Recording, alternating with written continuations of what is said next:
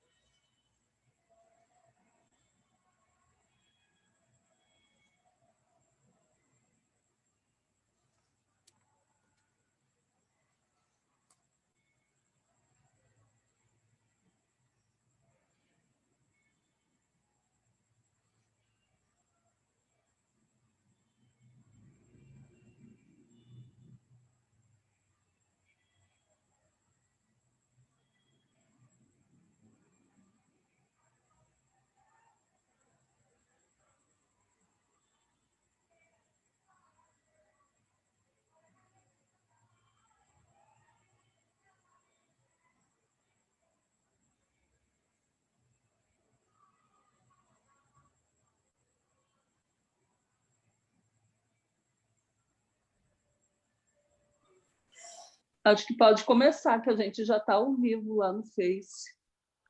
Boa noite a todos, boa noite a todas. Hoje nós estamos dando início a essa live pelo Facebook, através da Conferência Nacional dos Bispos do Brasil, a CNBB, e através também do CONIC, Conselho Nacional de Igrejas Cristãs. Nós estamos no seminário de formação nacional da Campanha da Fraternidade 2021. Eu sou o monge Isaac, eu sou padre da Igreja Sírio-Ortodoxa de Antioquia e também membro da Comissão Teológica do CONIC e membro desta comissão que preparou e elaborou a Campanha da Fraternidade que está sendo apresentada durante essa semana. O tema da Campanha da Fraternidade deste ano, de 2021, que vai iniciar com a Quaresma, tem como tema fraternidade e diálogo, compromisso de amor. Cristo é a nossa paz. Do que era dividido, se fez unidade. Efésios 2:14. Querendo acolher a você que está participando conosco deste nosso encontro através da internet. O tema de hoje, neste dia 1º de outubro, é Redescobrindo Cristo no Caminho, a paz do ressuscitado que nos une, evangelização para a cultura da não violência, caminhos a trilhar. E usaremos a análise de Lucas, capítulo 24, versos de 13 a 35. Eu peço a você agora que desligue o seu microfone. As câmeras estão liberadas por causa que nós tivemos uma dificuldade em relação à tradução de Libras, que é oferecida pela Igreja Católica, né? Então, as câmeras estão liberadas para que a gente possa assistir. Você também, através do chat, vai ter o link da lista de presença desta semana, deste dia do nosso encontro. Então, faça a sua inscrição, deixando o seu registro. Eu convido agora a Lisandra Casper, jornalista, leiga católica romana, integrante do Centro de Defesa de Direitos Humanos de Joinville e integrante do CIER, para o devocional desta noite. Uma boa participação a todos. Uma boa noite a todas as pessoas que nos acompanham nesse seminário virtual da Campanha da Fraternidade Ecumênica de 2021. Então, sou Lisandra, represento o CIER nesse seminário, Conselho Interreligioso para Estudo e Reflexão.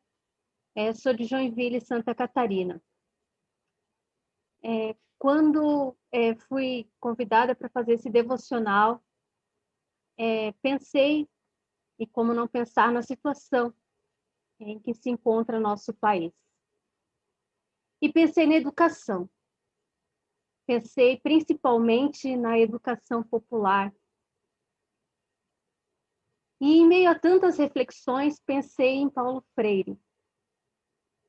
E por que Paulo Freire? Porque ele é aquele pensador que nos indicou que esperança não é esperar, e sim esperançar. Nos orientou de maneira pedagógica a entender o que é opressão. Paulo Freire, tão atacado neste desgoverno, e somado a isso tudo, um ministro que diz que professor é aquela pessoa que não conseguiu ser outra coisa, entre outras barbáries. Ora, que seria de cada um de nós nesse seminário se não fossem as professoras e os professores que passaram por nossas vidas? Chegaríamos até aqui? Com certeza não. Então, minha reflexão neste devocional é em solidariedade às pessoas que dedicam suas vidas nas salas de aula, hoje virtuais, deste país. Sigo falando, recitando, uma poesia que Paulo Freire escreveu quando estava exilado na Suíça na década de 70. Chama-se Canção Óbvia. Escolhi a sombra de uma árvore para meditar no muito que podia fazer enquanto te esperava. Quem espera na pura esperança vive um tempo de espera qualquer. Por isso, enquanto te espero, trabalharei nos campos e dialogarei com homens, mulheres e crianças. Minhas mãos ficarão calosas, meus pés aprenderão os mistérios dos caminhos. Meu corpo será queimado pelo sol. Meus olhos verão o que nunca tinham visto. Meus ouvidos escutarão ruídos antes despercebidos na difusa sonoridade de cada dia. Desconfiarei daqueles que venham me dizer à sombra daquela árvore, prevenidos, que é perigoso esperar da forma que espero, que é perigoso caminhar, que é perigoso falar, porque eles rechaçam a alegria da tua chegada. Desconfiarei também daqueles que venham me dizer à sombra desta árvore que tu já chegaste, porque este que te anuncia ingenuamente antes te denunciava. Esperarei por ti como jardineiro que prepara o jardim para a rosa que se abrirá na primavera. Precisamos urgentemente de uma educação popular e libertadora. Boa noite a todas e todos.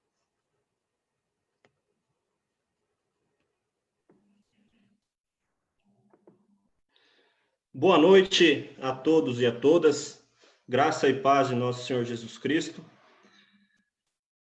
É uma grande satisfação estar aqui com vocês hoje para mais uma noite desse nosso seminário de preparação para multiplicadores da campanha da Fraternidade Ecumênica 2021. Hoje falaremos sobre a metodologia, né? Metodologia nada mais é do que conhecer caminhos. E o tema desse método que aprenderemos hoje é redescobrindo Cristo no caminho, a paz do ressuscitado que nos une. Evangelização para a cultura da não violência. Caminhos a trilhar. Análise de Lucas 24, de 13 a 35. E para nos guiar por esse caminho, nosso convidado de hoje é o Edmilson Schinello, que é teólogo, biblista, leigo católico romano, professor na Universidade Católica Dom Bosco, Mato Grosso do Sul. Ele é colaborador do CEBI. Antes de passar a oportunidade para o Edmilson, eu reitero a necessidade de manter os microfones desligados, né? Hoje podemos manter as câmeras ligadas, porque não teremos a tradução de Libras, por um motivo meio em cima da hora, uma das nossas tradutoras de Libras não poderá participar, então podemos deixar as câmeras abertas. Que Deus abençoe nosso irmão que está com a palavra nesse momento. Só mais uma coisa, me perdoem. As questões podem ser realizadas pelo chat, mandem no privado para mim, que assim, quando o Edmilson terminar, eu já faço as questões e a gente consegue organizar um diálogo muito saudável, muito bom aqui para a gente esclarecer. Deus abençoe.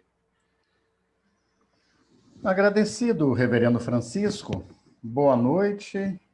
Boa noite a cada uma e a cada um que participa desse seminário, seja aqui pelo Zoom, seja acompanhando pelo Facebook. É uma alegria muito grande e vai um abraço carinhoso aqui das terras de Mato Grosso do Sul, em solidariedade junto à dor de cada família brasileira nesse momento. Aqui, de uma forma especial, a gente se une aos povos indígenas. Já atingimos mais de 1.000 pessoas indígenas mortas pelo Covid. É uma proporção maior do que a população brasileira. E um abraço também lembrando a dor da fumaça do fogo no Pantanal que ainda chega sobre a gente. A gente sabe, não é um fogo causado pela seca, é o fogo do crime, é o fogo do agronegócio, que prefere ver tudo queimar para depois colocar o gado. Não é esse o mundo que nós sonhamos, não é isso que nós queremos, não é essa a nossa ciranda, como a gente descobre nesse cartaz que nos convida para o ano que vem. Desde já nos preparando, então, nesse seminário, nessa ciranda que ao mesmo tempo é caminho, querida irmã, eu gostaria de conduzir o nosso bate-papo aqui em 3 pequenos momentos. Rapidamente, lembrando como é que foi a nossa caminhada até aqui. E aí, retomando alguma coisinha do que Rome fez conosco no primeiro dia. Fazer memória sempre é aquecer o coração e a vida, né? Evidentemente, depois, como já nos foi lembrado, vamos utilizar a maior parte do nosso tempo tentando conversar, fazendo essa ciranda do caminho a partir do texto de Emaús. E, evidentemente, por último, começarmos a nos perguntar, teremos mais tempo para isso? Mas a pergunta já se nos faz, como é que a gente faz para voltar a Jerusalém? A gente sabe que Jerusalém, na teologia lucana, é o centro de onde a missão se irradia. Como é que a gente volta para Jerusalém e que missão a gente quer levar, né? Pois bem, já é o nosso 4º dia nesse seminário. Nossa irmã Rome lembrava a estrada que a gente fez até aqui, desde 2000, na nossa primeira campanha da fraternidade, um sonho de um novo milênio sem exclusões não está longe de nós. Está difícil, mas nós sonhamos. Dignidade e paz nos conduziu depois para uma nova campanha da fraternidade ecumênica em 2005, Felizes os que promovem a paz. Um tempinho depois, caminhamos mais na estrada, denunciando a economia da morte, e hoje a gente cunha o termo necropolítica, né? Não queremos servir ao dinheiro, queremos servir a Deus. Nos juntamos novamente em 2016 na defesa da casa comum, pensando inclusive no direito ao saneamento, e a gente se prepara agora para a campanha de 2021. Cristo é nossa paz. Vamos sim, como nos convida Efésios, a derrubar os muros e a seguir na caminhada com os altos e baixos que ela tem, indo adiante. Além de lembrar o que a gente fez nestes 20 anos em termos de caminhada ecumênica, Rome também lembrava no primeiro dia os gestos concretos. E eu gostaria de trazer pelo menos um Rome de uma das campanhas. Um camponês muito simples, de uma pequena aldeia chamada Moraste, porém perto de uma grande fortaleza militar que fazia defesa para Jerusalém, chamada Gade, tinha um sonho e ele nos ensinava a cantar. Virou um folclore em Israel, né? Muitas vezes Israel, que mata o povo palestino, canta esse canto sem lembrar que o nosso sonho continua sendo esse, né?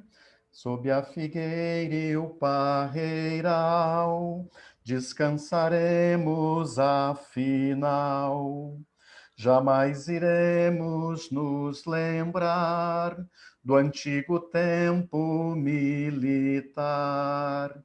Transformaremos canhões e espadas em podadeiras, em paz e enxadas, em vez de guerra entre os irmãos, todos os povos se dando as mãos. Quando você lembrava, Rome, na primeira noite, que a gente abriu as portas de nossas igrejas para recolher armas, e você dizia que a gente está num momento diferente agora, a gente continuava a sonhar. Vamos, sim, nesta próxima campanha, desarmar nossos corações. Vamos transformar armas em instrumentos de trabalho, porque a fome chega de novo no país. Queremos mudar nossas estruturas e as igrejas são corresponsáveis por isso. O nosso texto base lembra, então, que cada uma dessas campanhas sinaliza que o melhor que a gente tem para desarmar é o nosso testemunho através do diálogo. A nossa fé nos anima a prosseguir. Unidade na diversidade, por quê? Em 2021, a gente vai dizer sim, que a fraternidade e o diálogo são compromissos de amor, porque Cristo fez unidade daquilo que era dividido. Na primeira noite, lembramos isso, lembramos o objetivo de nossa campanha em 2021, queremos construir a nova humanidade nascida em Cristo, mas sem impor Cristo a todo mundo, né? O que a gente quer é o projeto de Cristo. Chega de totalitarismo, chega de monocultura, inclusive na religião, como imposição que nega o diálogo. Quando a gente fala hoje em renascer em Cristo, é respeitando a maneira de cada pessoa ser nesse país tão intolerante, vivendo, infelizmente, um fascismo em nome de Cristo. Vivendo, para usar as palavras de nosso presidente, né, que não governa o nosso país, mas desgoverna e incendeia, como falava a Camila no segundo dia. Se existe cristofobia no nosso Brasil, a gente sabe que sim, porque muita gente tem fobia do verdadeiro Jesus.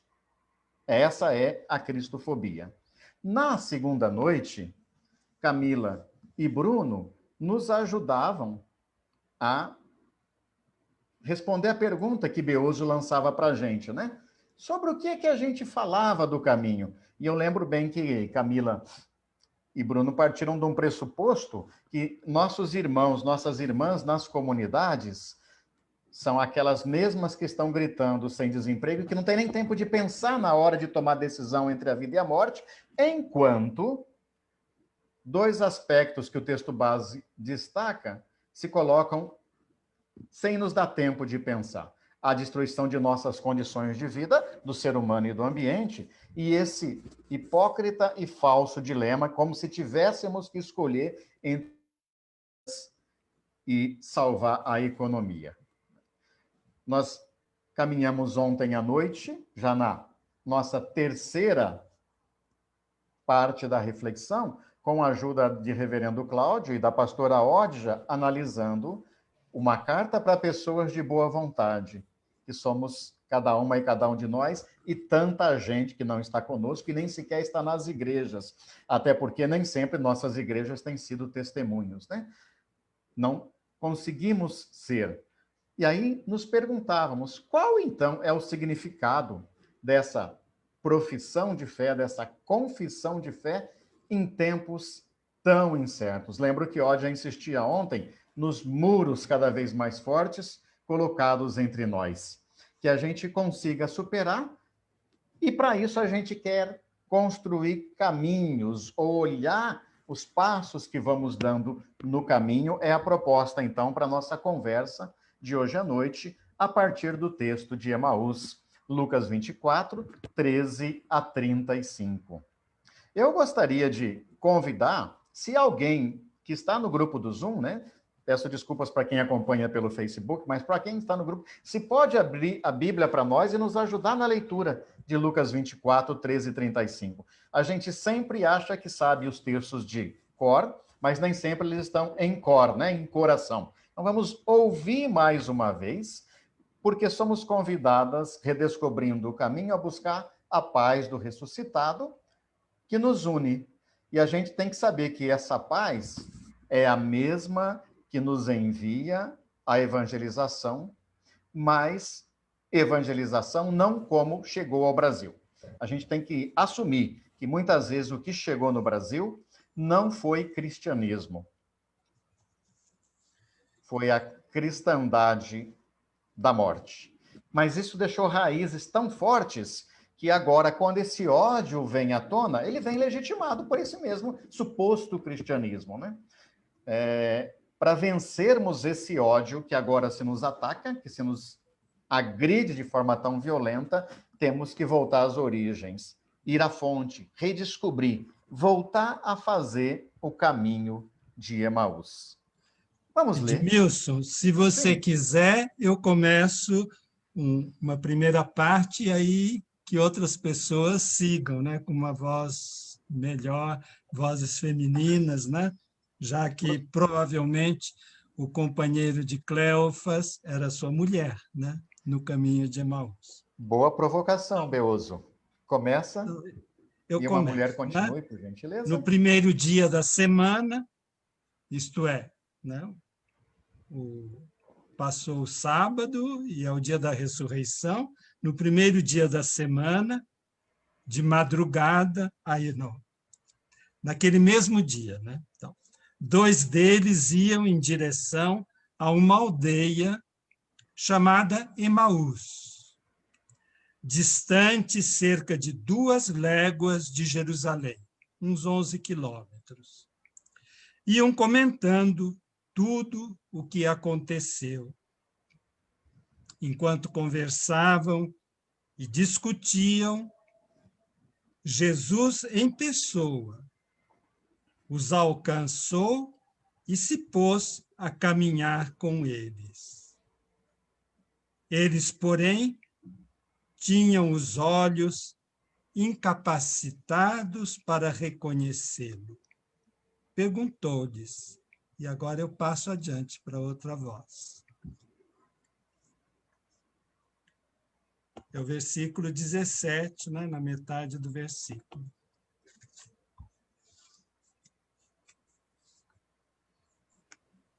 Perguntou-lhes então: de que estáis falando pelo caminho? E por que estáis tristes? Um deles, chamado Cleófas, respondeu-lhe: és tu, acaso, o único forasteiro em Jerusalém que não sabe o que nela aconteceu esses dias?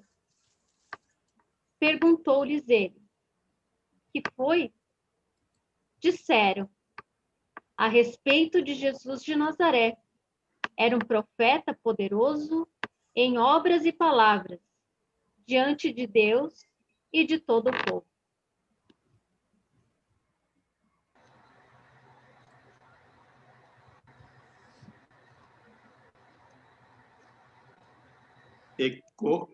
E como os principais sacerdotes e as nossas autoridades o entregaram para ser condenado à morte e o crucificaram. Ora, Nós esperávamos que fosse ele quem havia de redimir a Israel. Mas depois de tudo isso, é já este o terceiro dia desde que tais coisas sucederam. É verdade, porém, que algumas mulheres das que conosco estavam nos surpreenderam tendo ido de madrugada ao túmulo. E não achando o corpo de Jesus, voltaram dizendo terem tido uma visão de anjos, os quais afirmam que ele vive.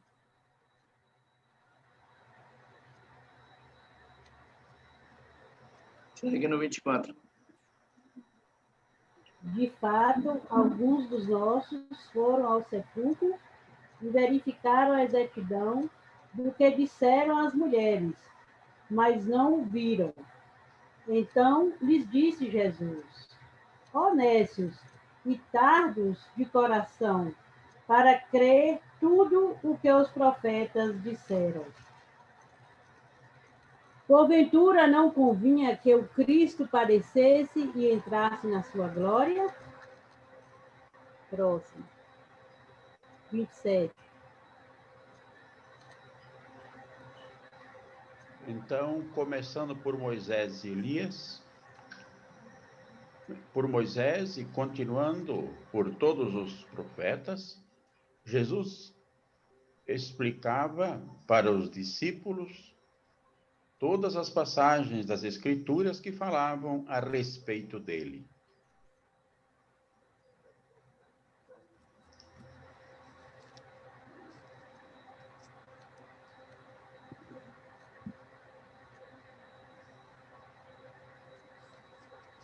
Aproximando-se do povoado para onde iam, Jesus simulou que ia adiante.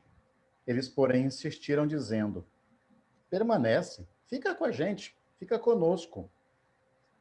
É tarde, o dia já declina. Entrou para ficar com eles, e uma vez com eles à mesa, tomou o pão, abençoou-o, depois partiu e distribuiu a eles. 31.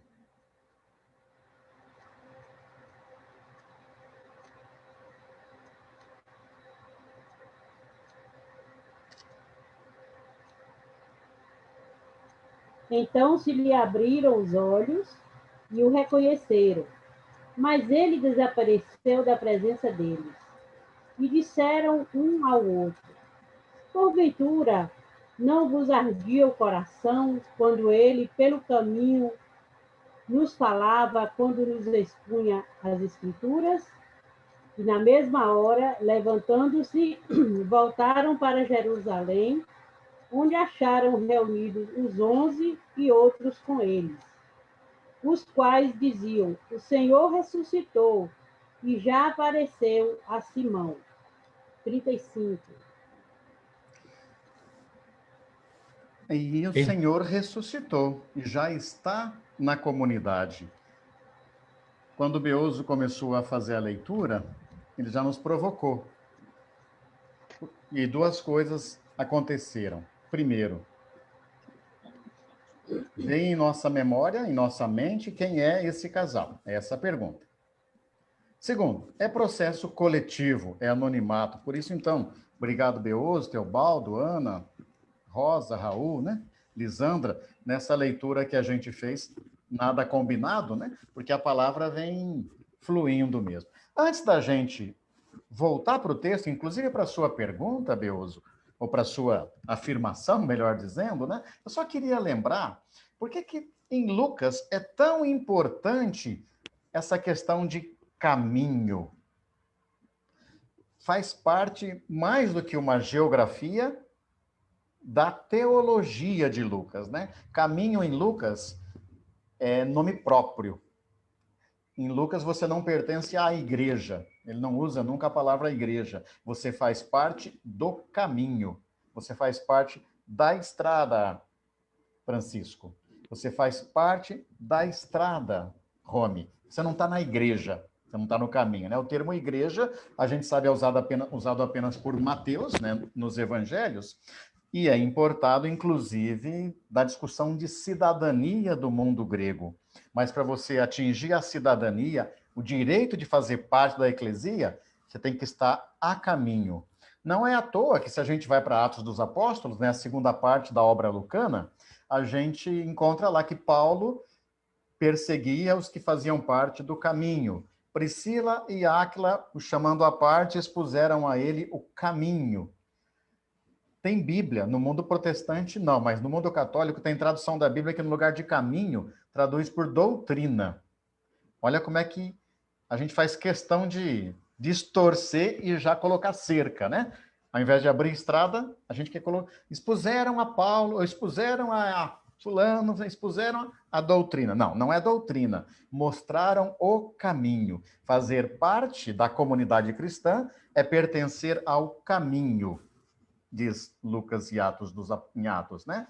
No Evangelho, só para a gente olhar, a gente lembra, estamos lendo o capítulo 24, o último capítulo do Evangelho de Lucas, que tem pequenas partes. Na verdade, os sinóticos seguem a mesma lógica, né? Jesus faz uma preparação da sua missão, atua na Galileia, depois sai da periferia do seu país, que já está na periferia do império, né?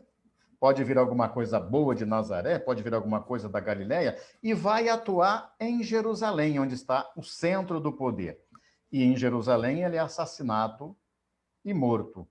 Porém, o texto retoma uma coisa interessante no Evangelho de Lucas, que é a parte maior, a ida de Jesus para Jerusalém. Então, Lucas segue o mesmo caminho que Marcos, Mateus também segue, porém, ele dá uma atenção muito especial à viagem de Jesus para Jerusalém. Depois que ele atua na Galileia, lá no capítulo 9, 51, ele diz que 9,50, eu sempre até brinco assim, Jesus teve uma boa ideia, 51, né?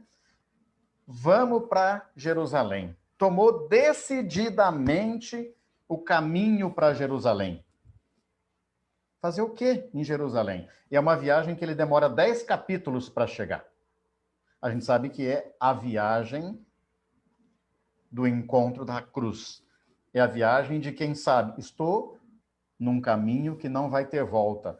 Eu sei que corro o risco de ser assassinado. Quantas vezes Dorothy, Chico Mendes, Dorcelina, companheiros e companheiros, não tem mais jeito, mas não podemos e não vamos recuar.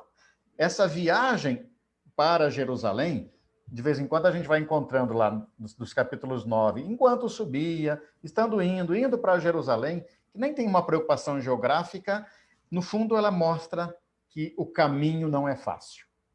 E se nós estamos no caminho do ecumenismo, nessas nossas campanhas da fraternidade ecumênica, a gente também sabe que não é fácil, né? Pois bem, chegando em Jerusalém, Jesus é assassinado, morre, e este casal está voltando para casa, né? Foi a provocação que Beoso já trouxe. Então, vamos perguntar sobre isso, né? Aliás, essa discussão vem nos acompanhando já desde a elaboração do texto base. E, carinhosamente, a equipe acolheu as diferentes proposições. Quando você tiver acesso ao texto base, inclusive, você vai observar lá na nota de rodapé do texto base essa discussão que Beoso provocou, respondendo à pergunta: quem são os discípulos de Emaús? Né? Um tem nome, é o Cleofas, e eu até por curiosidade trouxe aí a comparação em diferentes bíblias, né? Às vezes ele aparece como Cleofas no Evangelho de Lucas e uma variante de Clopas ou Clofas no Evangelho de João, e a gente lembra então que Maria, mulher de Clofas, estava aos pés da cruz. Se esse Clopas ou Cleopas é o mesmo e está voltando para casa, desistindo de tudo, muito possivelmente quem volta com ele é sua companheira. Essa pergunta parece pequena, parece insignificante, mas não, ela é fundamental. Se a gente quer derrubar muros, se a gente quer acreditar, como diz Efésios 2,14, num Cristo que nos une para derrubar muros, o muro das relações de gênero na igreja precisa ser enfrentado. O muro da violência de gênero, que é também simbólica, precisa ser enfrentado. E é evidente que se um nome está no anonimato, é para que Edmilson, Rome, Anita, Francisca, cada uma de nós, Amélia, Esli, cada uma que está acompanhando do seu canto, se sinta neste lugar, a caminho de Emaús. Mas também a gente tem que perguntar por que está silenciado o nome de uma das pessoas. Pode sim, com certeza, e a gente não precisa jurar de pé junto, não precisa afirmar, mas a gente tem que trabalhar com essa suspeita de que trata-se de um casal.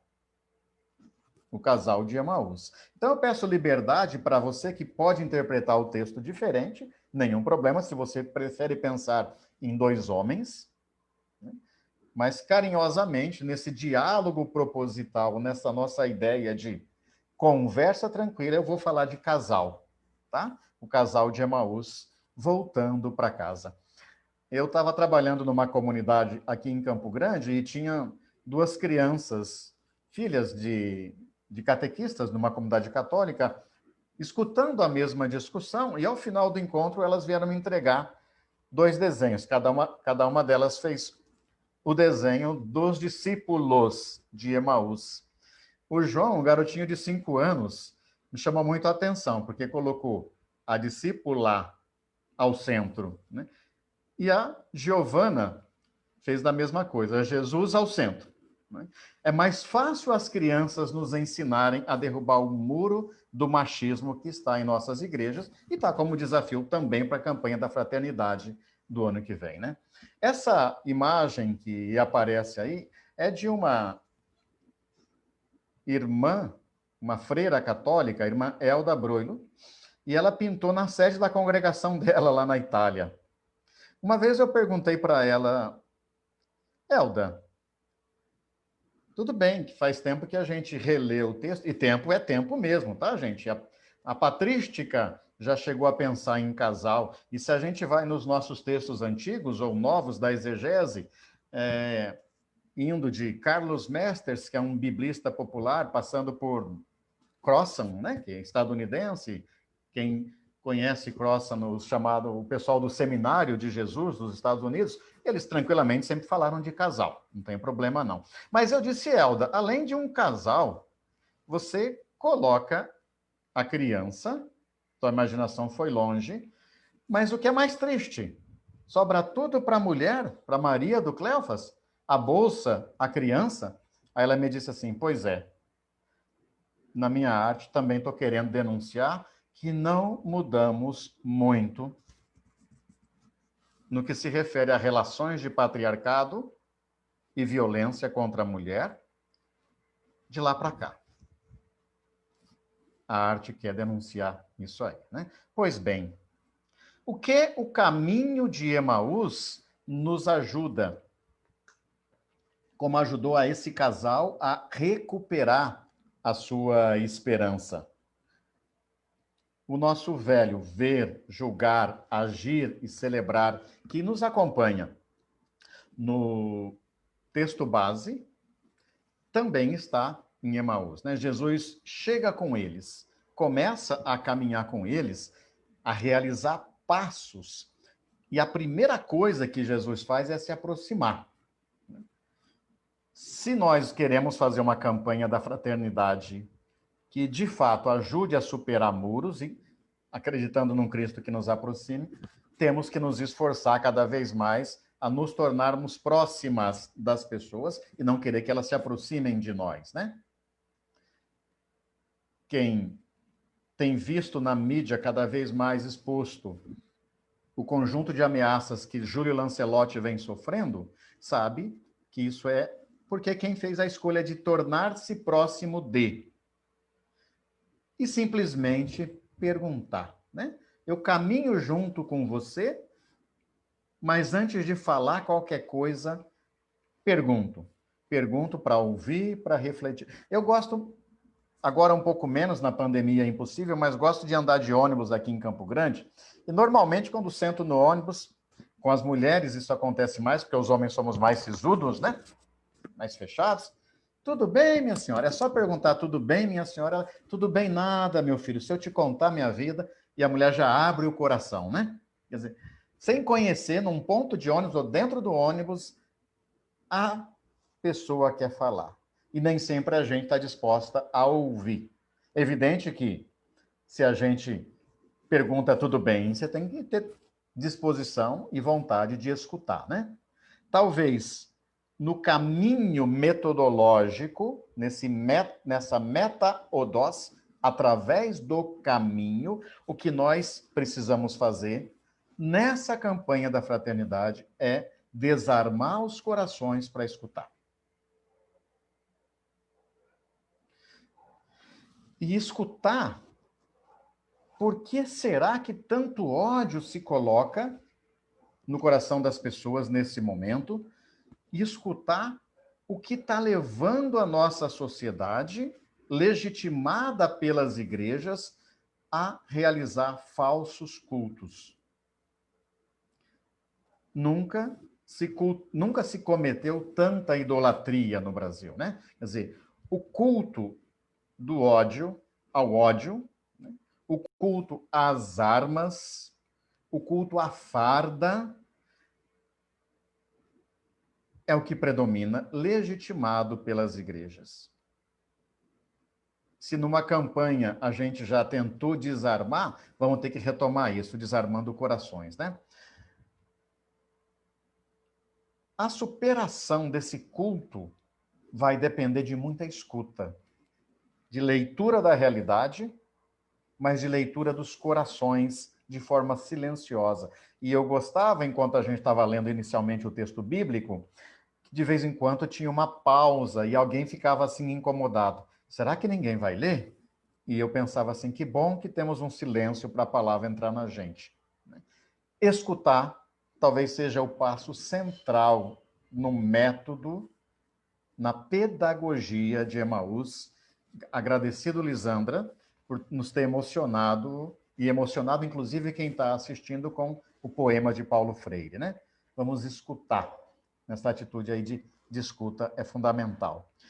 Superar o culto à farda no Brasil vai precisar de muito, porque ganhou muita força. E não é só a farda militar, essa também, e principalmente, né? Mas também a farda religiosa.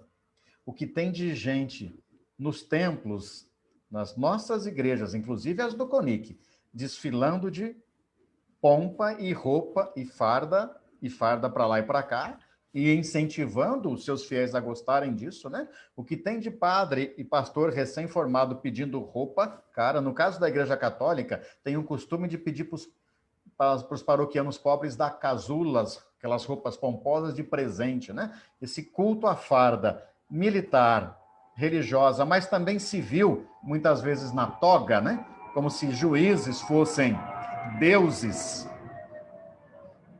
como se a justiça do Brasil não fosse tendenciosa, não tivesse lado, esse culto nós vamos ter que superar. Para fazer isso, Jesus diz ao pessoal no caminho de Emaús, é preciso iluminar com a palavra. E a campanha da fraternidade fez uma escolha muito boa. Efésios, Ódia e Cláudia nos ajudaram ontem num aperitivo ao texto, tem que sim mostrar para nós a nossa capacidade de derrubar muros. Agora,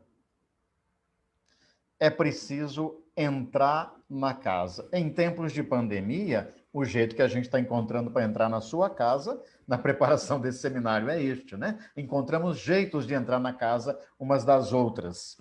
É preciso a gente saber abençoar e partir o pão. Aqui, o texto base está dando uma chave muito interessante, né? Os olhos se abrem mesmo e o coração se abre quando o pão é repartido.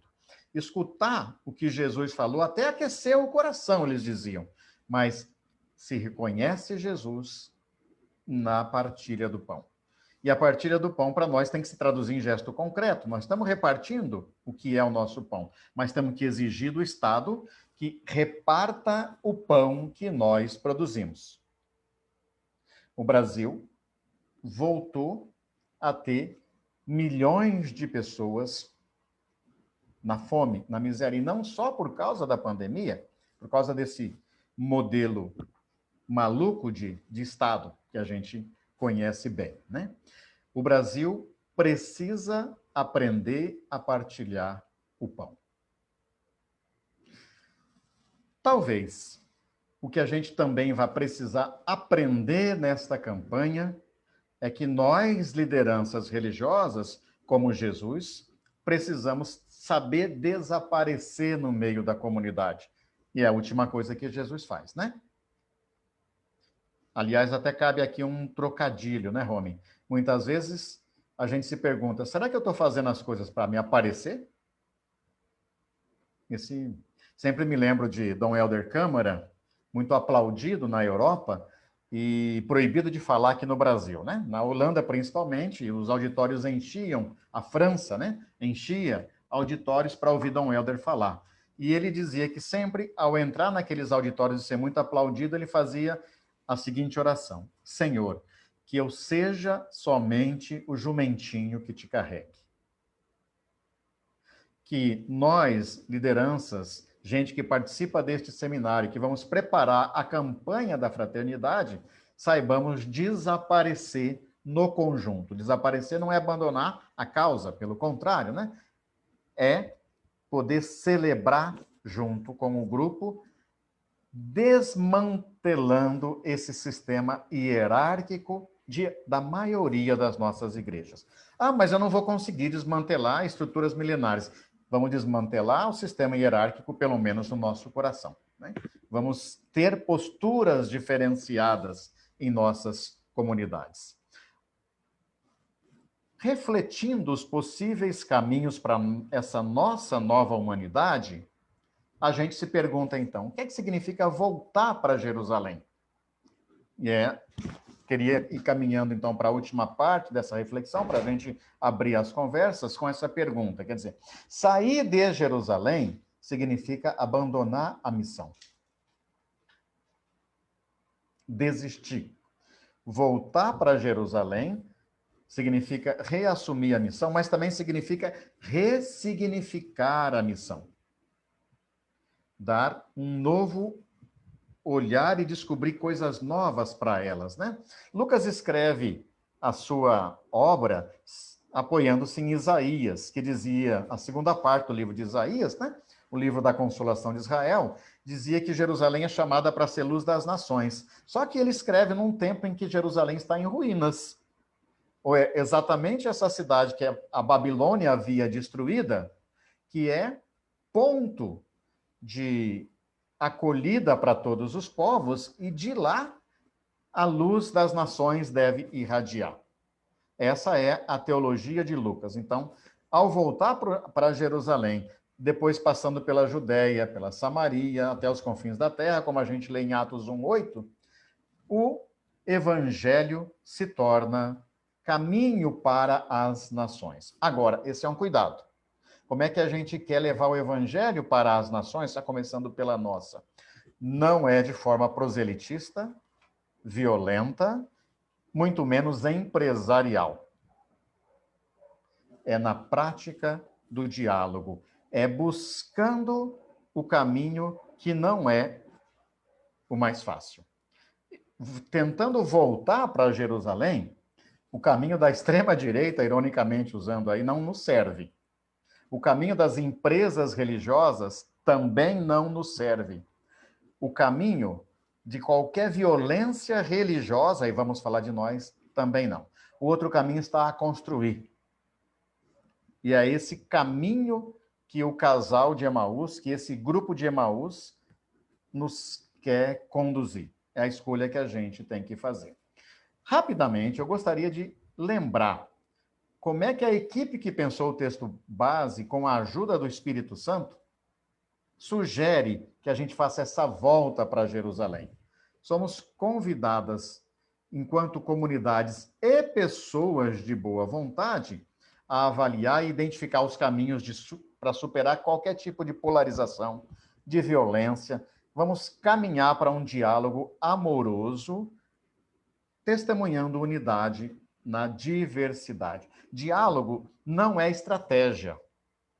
Paulo Freire dizia muito isso, viu, Lisandra? Diálogo não é estratégia. Diálogo é forma de vida. Eu não quero dialogar com a outra pessoa para depois, né, dizer para ela o que eu quero, o meu ponto de vista. Isso não é diálogo, isso é estratégia. Diálogo é escolha, é jeito de viver.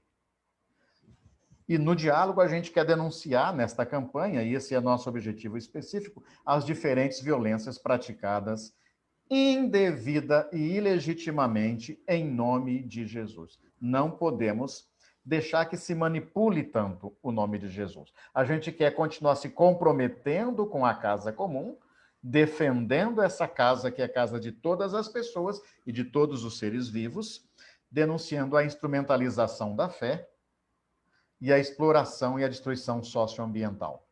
Se a gente consegue isso nas nossas comunidades, o passo é grande. Cada pessoa vai encontrar um jeito, né? Queremos contribuir para superar as desigualdades, queremos, com essa campanha, animar para o engajamento em ações concretas de amor ao próximo, promovendo a conversão para a cultura do amor, que é a única maneira de superar o ódio, né? Se a gente, desde já, começa a pensar formas de convivência ecumênica e na oicumene da vida, né, na nossa experiência interreligiosa, quando chegar no ano que vem, nós já vamos conseguir dar passos concretos, sonhamos podendo nos abraçar de novo fisicamente. A gente também espera, nessa campanha, estimular o diálogo, a convivência fraterna, com experiências humanas que são irrenunciáveis, admitindo que Deus nos sonhou plurais. Rome, você deve se lembrar bastante, quando nós fomos preparar o material da Semana de Oração pela Unidade dos Cristãos e das Cristãs aqui no Brasil, né? Um dos chamados era Deus nos sonhou plurais. E uma pessoa, que não era do Brasil, no seminário de preparação, não concordava. E ela não falava português, e ela discordava o tempo todo. E Dom Manuel, na época, né, presidente do CONIC, perguntava, do que você está discordando? Ela dizia, eu discordo da frase que Deus sonha. Não era nem da pluralidade. Ela discordava da frase que Deus é um ser perfeito, absoluto, Aristóteles, né? Que não sonha, Deus já está tudo pronto. Não. O Deus que nós conhecemos através de Jesus se encarnou e sonha conosco. Mas Deus nos sonhou plurais. Logo, sermos diferentes não é só um fato, é um sonho. É o que na teologia a gente chama de pluralidade de princípio, para além de uma pluralidade de fato. No princípio, Deus nos quis assim. E é nessa riqueza, no exercício de aproveitar das águas em que a gente bebe, que nós queremos compartilhar experiências concretas de diálogo e convívio fraterno.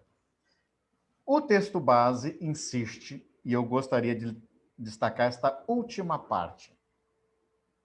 O caminho de Emaús foi caminho de dor e de morte na ida por causa da violência de algumas autoridades judaicas, não dos judeus, é importante a gente dizer isso, de algumas autoridades judaicas e das forças do Império Romano que assassinaram o líder do grupo, Jesus de Nazaré, que para nossa fé é o Filho de Deus. A volta para Jerusalém é a volta da não violência.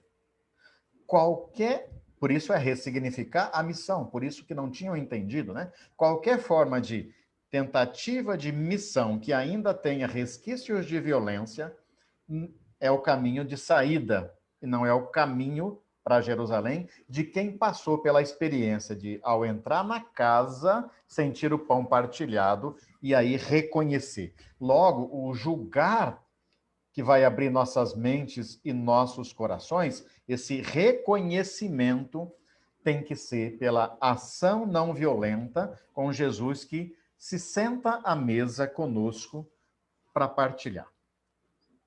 Paro por aqui para a gente, então, seguir no bate-papo.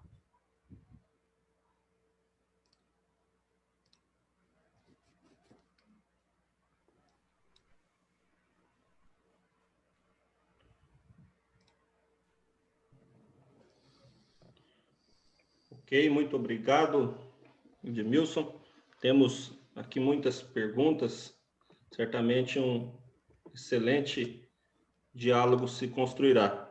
A primeira delas, feita, é mais um comentário, né, do que uma pergunta, feita pela Sônia Mota, diz o seguinte: a hermenêutica da suspeita nos ajuda a desvelar as camadas que o patriarcado colocou no texto para esconder o protagonismo das mulheres nas primeiras comunidades cristãs. É verdade, Sônia. Abraço carinhoso para as irmãs e irmãos da Bahia. Coisa boa. A gente aprende com vocês, mulheres, com os passos da teologia feminista, a suspeitar. Só que vocês, mulheres, sempre nos disseram que já aprenderam com as primeiras comunidades cristãs, que fizeram também releituras dos textos bíblicos. E logo a gente não tem receio de selecionar textos. O problema não é selecionar texto. Jesus fez isso. A gente nunca vê Jesus citando alguns textos do Deuteronômio, mas vê citando outros. Jesus não cita alguns textos do Levítico, mas gosta de ler o segundo Isaías. Jesus não cita o livro das Crônicas, mas gosta de viver os Salmos. É o servo sofredor de Isaías e dos Salmos. Então, o problema, primeiro, não é leitura seletiva do texto. O problema é com que critério eu seleciono o texto. Se o meu critério é o ódio, a LGBTQIA+, fobia, se o meu critério já é uma escolha antecipada de discriminação de gênero, eu vou na Bíblia pegar esses textos. Se o meu critério é a busca do amor e a pessoa e a prática de Jesus, eu faço como ele fez, né? Começando por Moisés, passando pelos profetas, vai relendo com o casal, com Maria e Cleofas, o que as escrituras tinham dito, selecionando textos. Além disso, suspeitando de, quando Jesus chega na sinagoga de Nazaré, em Lucas 4, ele não é aceito, e logo ele levanta. Estou suspeitando mesmo, nenhum profeta é aceito na sua terra, e aí ele vai lembrar de Elias e Eliseu, né? Então, a chamada categoria da suspeita exegética, uma ferramenta hermenêutica, nos ajuda sim, mas também nos ajuda, não só na leitura da Bíblia, né, Sônia? Ajuda na leitura da vida. A gente suspeita de discursos construídos, seja no passado, na história, seja no discurso da igreja de agora. Então a gente precisa suspeitar, e suspeitar é o sopro da Ruá, é o sopro do Divino Espírito conosco. Muito bem, muito obrigado, Edmilson. Mais uma pergunta, dessa vez da Maria Terezinha Balsanelli. O que você poderia dizer sobre a partilha e o partir do pão? Jesus parte o pão hoje. O que você poderia dizer sobre isso? Terezinha, como é que está Santa Catarina? Tudo bom? Abraço também para o Adelmo. Nós tivemos um problema muito sério na história de algumas igrejas, quando se fez o casamento do patrimônio, não do matrimônio, né? Do patrimônio, entre o jeito judaico cristão inicial de pensar com a filosofia grega. Talvez a gente tenha pego coisas não muito boas da filosofia grega e aí engessou demais com verdades e dogmas aquilo que a gente chama de mistério principal da fé pascal, que é a ceia. O texto mais antigo, Terezinha, que nos foi preservado no Segundo Testamento, falando da ceia, é 1 Coríntios 11. Todas e todos nós sabemos disso, né? Onde Paulo lembra as memórias. Naquela mesma noite, então, tomou o pão, tomou o corpo, né? Os sinóticos também trazem. João traz no símbolo do lava-pés e na partilha dos pães lá no deserto, né? A discussão do pão. Mas Paulo diz assim: o que vocês fazem muitas vezes não é celebrar a Santa Ceia, viu? O que vocês fazem muitas vezes não é celebrar a Santa Missa. Vocês celebram a ceia de vocês. Por que, Terezinha? Porque enquanto alguns comem, os outros passam fome. E como a gente não tem problema, às vezes, de dizer heresias, né? A gente teria que se perguntar, será que Jesus vem em muitos de nossos cultos, de nossas santas ceias ou de nossas missas? Eucaristia, rito, celebração de pão e vinho não é magia. Celebração de pão e vinho é partilha.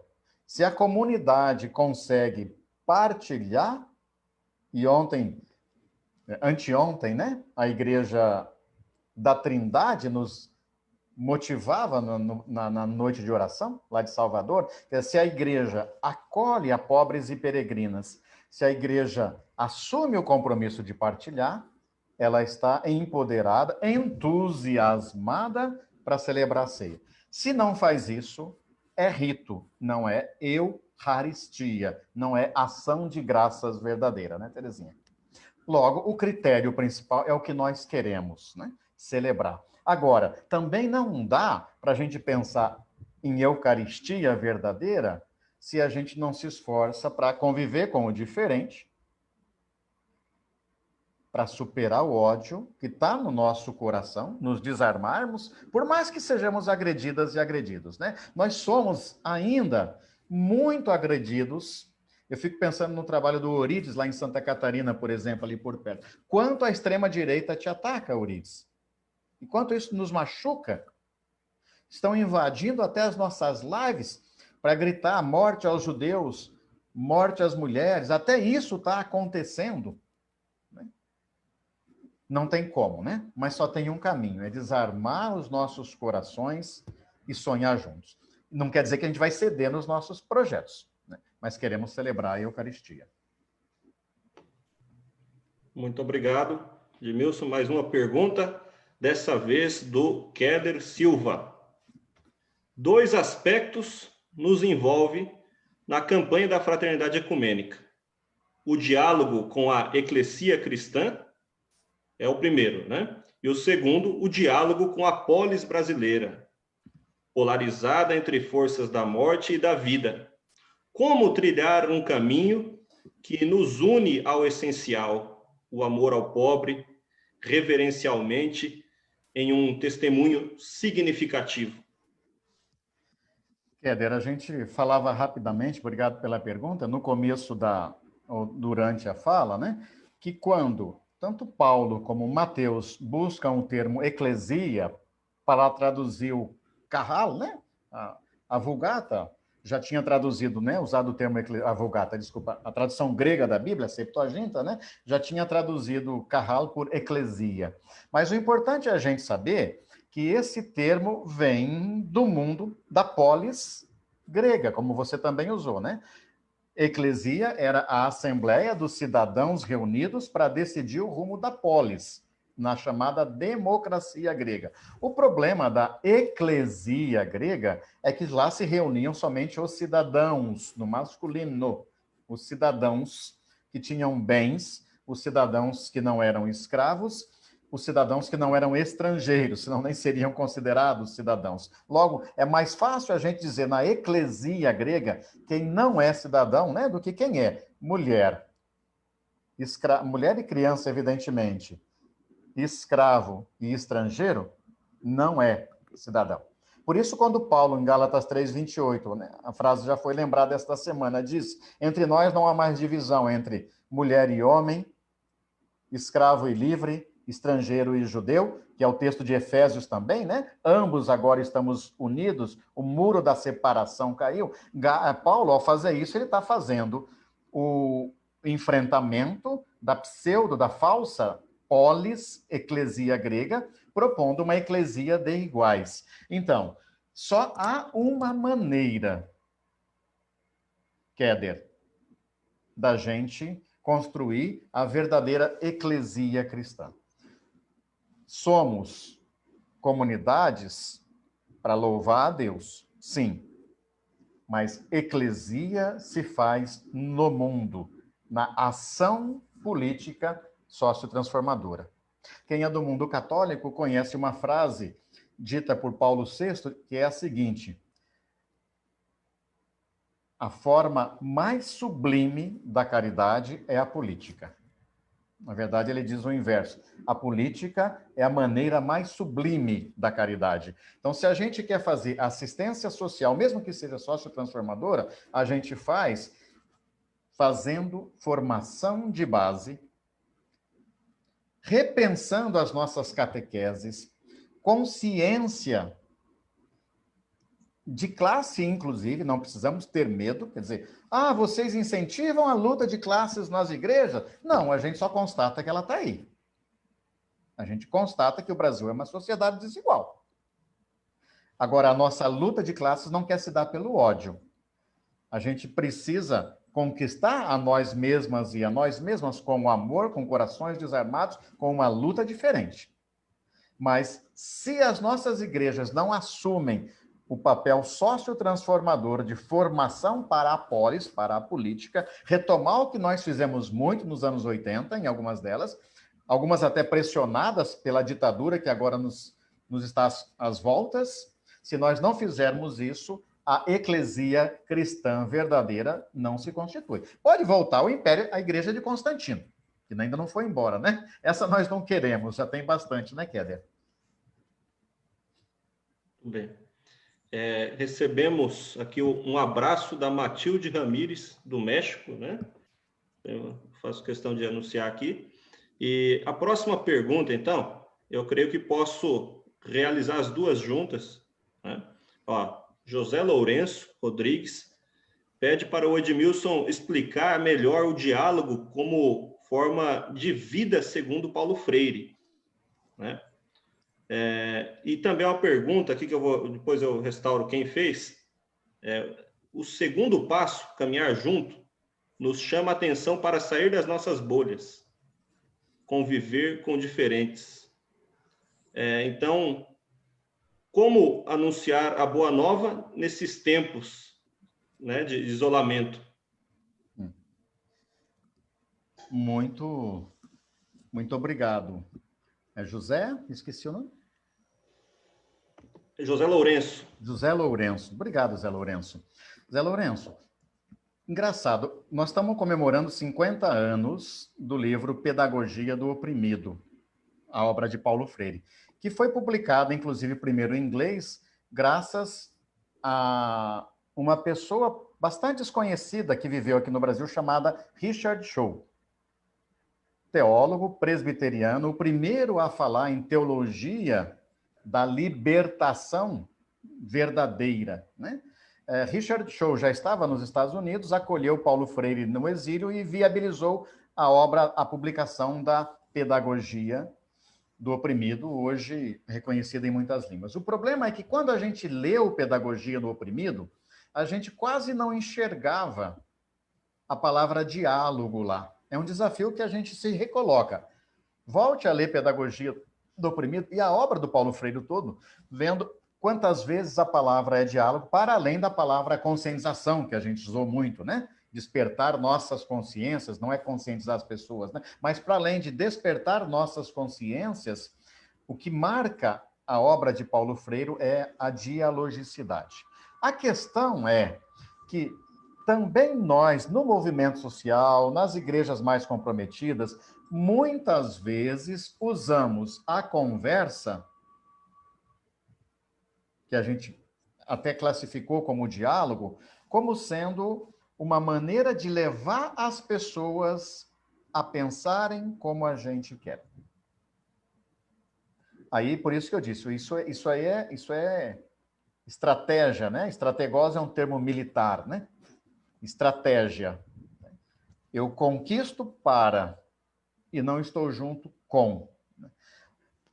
Eu sei que esse é o desafio permanente. Quando Jesus chega na terra dos sírios fenícios como estrangeiro, né? A gente costuma dizer que Jesus curou a estrangeira, ou a filha da estrangeira. O estrangeiro era Jesus.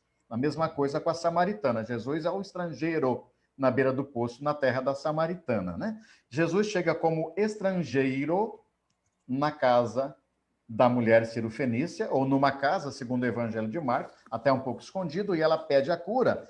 ele diz, olha, o que eu aprendi do meu povo não vou tirar o pão dos filhos para dar para os cachorrinhos. Né? Tem uma posição formada. Nem sempre diálogo é sereno, e ela responde à altura, tudo bem, mas também cabe a nós as migalhas, né? Quer dizer, é claro que essa resposta provoca, e eu faço muita questão de lembrar esse Jesus humano, porque é o que a gente lê em Filipenses 2, né? Ele esvaziou-se da sua morfé, da sua condição divina, e assumiu a nossa condição, e culturalmente ele é moldado por esse jeito de ser. Nós somos a verdade, a igreja tem a verdade. A minha igreja, muitas vezes, tem a verdade. Não. Quer dizer, dialogar de fato é saber que vamos enfrentar atritos, mas saber que nós não estamos com a verdade.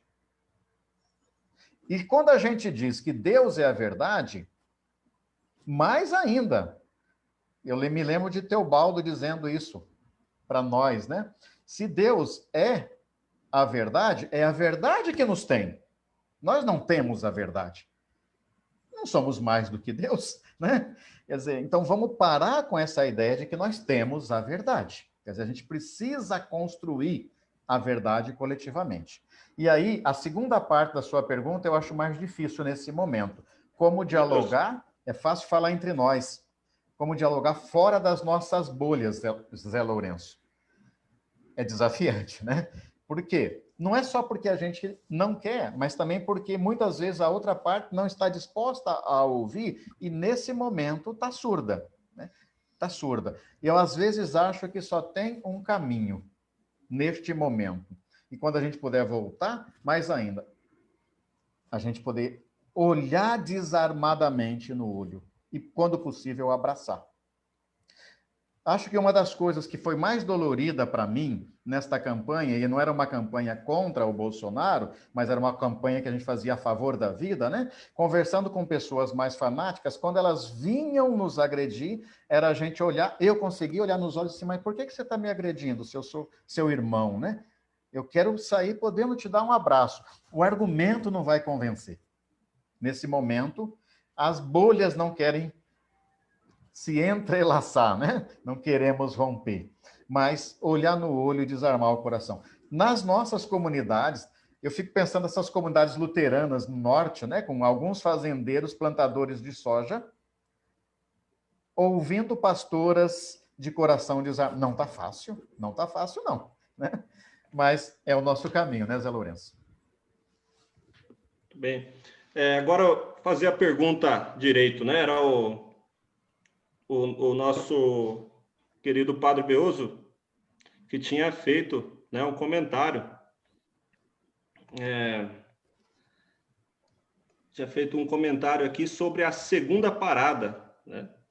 Como realizá-la, já que essa segunda parada... Deixa eu só encontrar aqui a pergunta, porque acabou ficando aqui mais para cima, né? O segundo passo, caminhar junto, nos chama a atenção para sair de nossas bolhas, conviver com diferentes, né? Queria que você comentasse sobre isso, Edmilson, e também, ao mesmo tempo, comentar a questão da Antônia Maria, que pergunta: como anunciar a boa nova nesses tempos de tanta dor e destruição das espécies animais e vegetais? Se a gente tivesse respostas para estas coisas, né, Antônia? Beoso, eu acho que seria gostoso até ouvir você, né? Assim, aliás, uma das coisas que, às vezes, a gente até brinca, assim, ó, Beoso, quando morrer, a gente vai perder uma biblioteca de Alexandria. Quem já escutou o Beoso falar sabe disso, né? Mas mais do que isso, a gente vai perder, para além do seu conhecimento, Beoso, a gente vai ganhar a experiência do amor. Porque a gente sabe também o quanto você sofreu na sua história de incompreensão, desde o seu trabalho inicial lá em Lins, até toda a perseguição ao CESEP. E o jeito com que você nos ensinou, a gente quer fazer. Eu trabalho aqui em Campo Grande, numa faculdade católica, com seminaristas. não precisa dizer muita coisa, né? O quanto são fechados, tridentinos, e eu diria, às vezes, não na maioria, às vezes até violentos. Quando tem mulheres em sala, a violência se explicita mais ainda, né? E para mim é um aprendizado diário, né? Muitos deles desses bolsonaristas fanáticos assim. Para mim tem sido uma coisa muito gostosa, não vou dizer que é fácil, quando a aula termina, quando era presencial, mas agora também, ser procurado nos corredores para escutar. Professor, eu divirjo de você, discordo de você. Mas o que você está fazendo aqui atrás de mim? Né? Quer dizer, o que você vai me procurar se está discordando tanto? Não, tem alguma coisa a mais que a gente consegue passar para além do ódio, né? Que é o amor. Agora, estrategicamente, com violência, nós não vamos conseguir nada, né? Violência no olhar. Beoso, eu quero continuar aprendendo com você, mais do que tentar responder nessa segunda parada, que a gente tem sim que caminhar junto. Até porque eu penso que nas nossas comunidades, muita gente que tem o ódio no coração não tem vencendo o amor, tem coisa abafada ali dentro, né?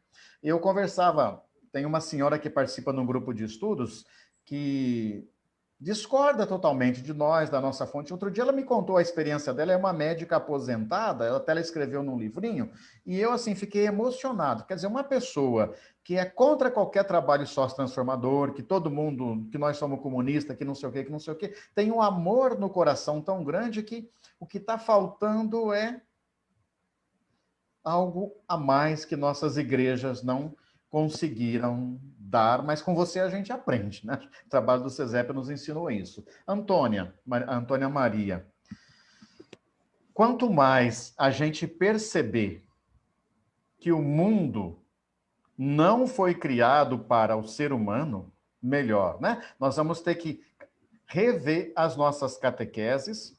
Eu me lembro de quando eu fazia catequese, que tinha umas perguntinhas e respostas, assim, não é do seu tempo não, né, Lisandra? Quem criou o mundo? Quem criou o mundo foi Deus. Para quem Deus criou o mundo? Deus criou o mundo para nós. Para nós quem? Se nós nem temos um dia da criação dedicado para nós, né? Fomos criados no 6º dia. O 6º dia, no judaísmo, já quer dizer, é o dia da imperfeição, né? No centro da criação estão os luzeiros, e tem outras discussões, estou falando aqui de Gênesis 1, do primeiro relato, né? Como é que a gente conseguiu fazer uma leitura tão antropocêntrica, traduzindo mal os textos do dominar e submeter, e não conviver com, né? Traduzindo mal os textos para justificar um antropocentrismo e, mais do que isso, um androcentrismo, né? É um trabalho difícil, mas que também tem que passar pela catequese. Por quê? Porque muitos desses fazendeiros que estão aí a queimar a Amazônia e a gostar do Pantanal queimando, são de nossas comunidades, passaram por nossas igrejas. E se sentem legitimados com teologias que simplesmente justificam o antropocentrismo. O homem e o macho não é o centro da criação, né? A vida toda é a criação. Uma saída é essa, viu? Nós temos que repensar a nossa teologia.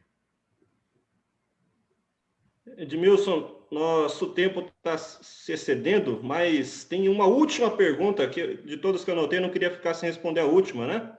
Que é do Teobaldo Witter, que pergunta: como a CFE poderia rememorar as campanhas do desarmamento e fazer com que o tema volte à agenda nacional? Precisa, Teobaldo. Para mim, essa é uma urgência. E eu até penso que, entre os gestos concretos que a gente tem que levar para a campanha do ano que vem, essa ideia da gente criar e fortalecer redes ecumênicas deveria enfrentar a violência contra a mulher. A gente tem que pensar seriamente, não como obrigatoriedade para todas as comunidades, mas a violência contra as mulheres tem que ser, e o desarmamento. E olha que as coisas caminham juntas, né? Nessa pandemia, quantas mulheres dentro de casa foram vítimas de seus maridos, inclusive com armas de fogo? Precisamos sim, Teobaldo, para mim isso é urgente. A proposta de um evangelho desarmado, de evangelho dialogal, né? De um evangelho de coração, é o único caminho. Eu sei que somos poucos, Teobaldo, e poucas. Mas também éramos poucos naquela campanha 2004, 2005, 2006, né? E olha que o povo do armamento tinha muito dinheiro naquela época. Eu me lembro, Teobaldo, eu estava lá em São Leopoldo e participamos num debate, por incrível que pareça, com os funcionários da Rossi, fábrica de armas, né? Era para ser um debate com o sindicato dos metalúrgicos, mas os metalúrgicos eram controlados pelo pessoal da Rossi, né? Depois Taurus, alguma coisa assim. E eu achei interessante que até com eles foi possível a gente conversar. O argumento que eles tinham, não pode desarmar o Brasil, que nós vamos perder o emprego. Nós vamos perder o emprego. Eles estavam pensando neles, né? Se fechar a fábrica de armas, que era o argumento usado, vamos perder nossos empregos. E a gente lembrava, olha, a Taurus do Paraná já mudou o seu campo de produção, né? Vai estar produzindo capacete de motocicleta, ao invés de produzir armas. Agora, se o Estado financia a indústria armamentista, ela vai produzir mais armas, né? Além de disputar o Estado, nós temos, e no bom sentido da palavra, vamos disputar corações das nossas igrejas, né, Teobaldo? Eu sei que você vai morrer sonhando com a gente. Por isso eu também te admiro muito. Obrigado. Muito obrigado, Edmilson. Certamente nós caminharíamos mais alguns estádios nesse diálogo, né? Mas ficamos por aqui. Que Deus abençoe. Muito obrigado pela partilha, pela conversa. Eu é que agradeço. Imagino que vai ser lembrada a nossa atividade de amanhã.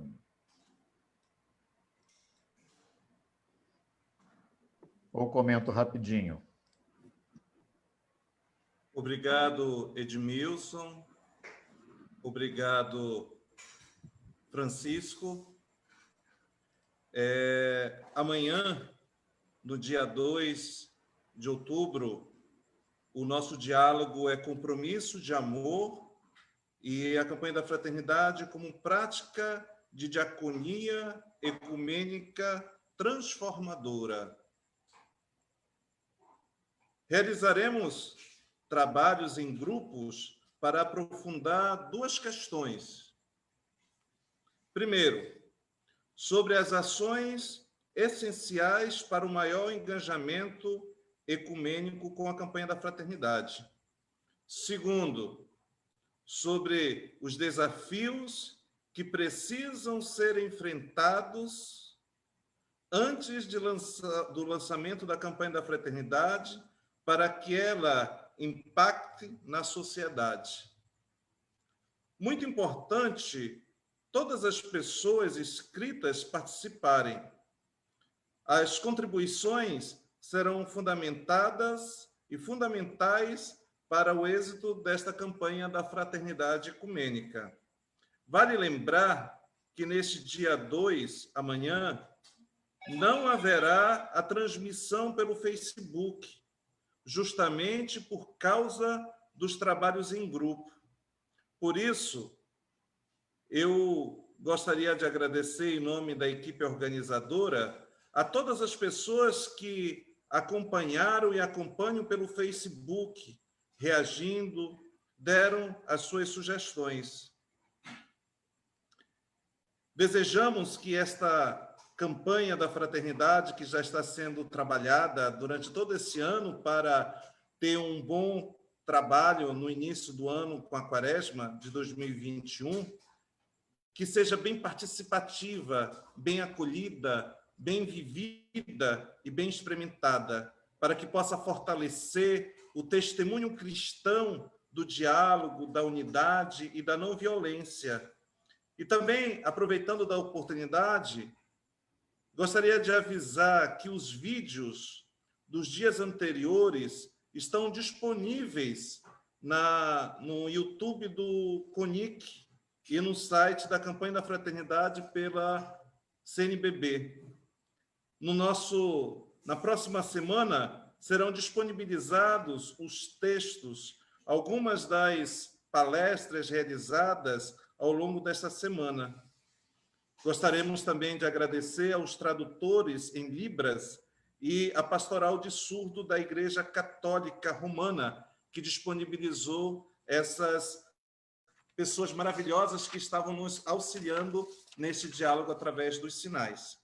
E para completar esta noite abençoada, gostaríamos de invocar a bênção de Deus, que é a Trindade, para que Ele possa e queira nos abençoar, para que possamos vivenciar isso de uma maneira muito bonita. Eu convido todos os meus irmãos, ministros ordenados e ministras ordenadas que estão participando conosco desta campanha, a estender as suas mãos para que todos nós possamos abençoar a todos e também sermos abençoados por todos em nome de Jesus Cristo, nosso Deus, através da bênção de números.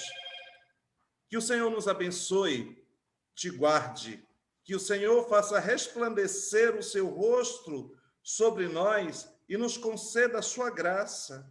Que o Senhor volte para nós o seu rosto e nos dê a paz. Amém? Uma boa noite, obrigado, até amanhã. Um abraço a todos. Tchau, Beoso. E a todos. Boa noite. Obrigado, Edmilson. Boa noite. Um abraço a Isaac Souza. Boa noite. Edmilson. Oi, gente. Boa noite. Boa noite, gente. Deus abençoe. Obrigado, Edmilson. Amém. Muito obrigado, Edmilson. Obrigada, Edmilson. Excelente, Edmilson. Isaac, Nelson. Teobaldo, Pedro. Abraço, Gerson.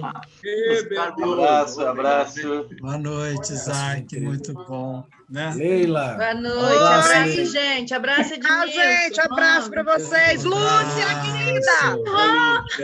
Leila. Beijo. Fome. Edmilson. Boa noite, meninas. Saudades. Edmilson, gente amiga. Muito bom rever o rosto de vocês, viu? Nós também. Saudade, gente. Ana Maria ali também, ó. Joel aí também, ó. A homem aí. Todo mundo carente de abraço. Nossa, como, gente? Boa noite. Ó, o Pedro aí também, ó. Bezerra. Anitta. Beoso,